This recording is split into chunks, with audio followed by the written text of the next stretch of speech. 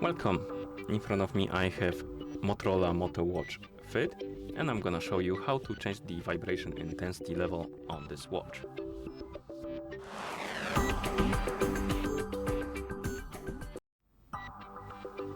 First, we need to wake up the screen on our watch, and you can do it by pressing the side button. After you wake up the screen, you should see the current watch face, the home screen, and if you see it, press the side button again to open the menu. Now, scroll through the menu and look for the settings icon, and after you find it, tap on it to enter the settings.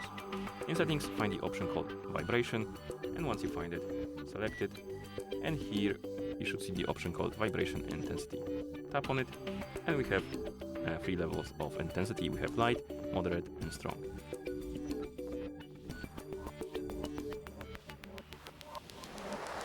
So select the one you like, and once you select it, you can press the side button to go back to watch face, and that's how you change the vibration intensity level on this watch.